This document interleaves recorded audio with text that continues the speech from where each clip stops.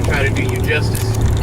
As we get on this ride right here, we can find that the rain is now stopped, and we're rolling along. If you look to your left and right, you can see absolutely nothing. We are in a hellhole of a place right now. Twisty slide! Twisty slide, apparently, to One Cassidy Lane. I don't see a twisty slide. I see a big... Oh my, there's a big bucket next to the twisty slide. Mighty big buckets they have here. And where are we, Dr. Lukey? Nobody knows. All right, so we're rolling along. We're in Ohio now. All right, we're in Ohio. All right, there are a lot of farms. This is a very hard job to do because the farms just keep on rolling.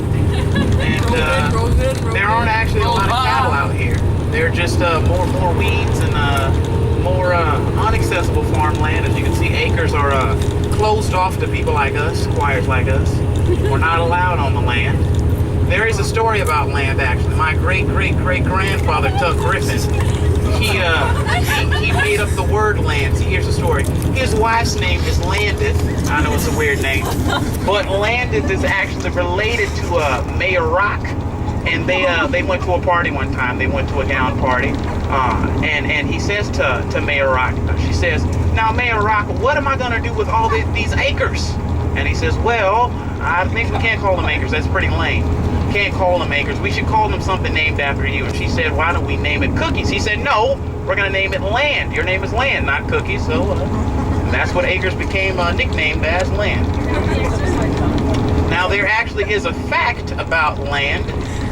Creepy land out there, farmland. They used to hold big exorcisms in some farms. Now, this is in fact true. In 1932, Jennifer Buck Hewitt decided, no relation to the famous Jennifer Hewitt, Jennifer Buck Hewitt decided to do a documentary on how exercising can actually release hormones and endorphins and make one lose weight. Now, it's a funny story. It's very fascinating. Now, Jennifer Buck Hewitt was a Christian. Her mother was Catholic, J.D. Buck Hewitt. But Jennifer Buck Hewitt, she did find a girl, Molly, who seemed to be possessed, if you will, by a sack of potatoes. And now it was a very interesting thing to see. She just sat there all day, and eventually she fell over like a bowl of French fries. And what they did was we said, "Now she is possessed. What shall we do with this little Molly?" And you know what they said? They said we're going to exercise her, and she's going to lose weight. They're going to cut some skins off the side of that potato. Some skins. And they shaved her down, and she lost some weight, and she is now, well, she's not deceased, unfortunately.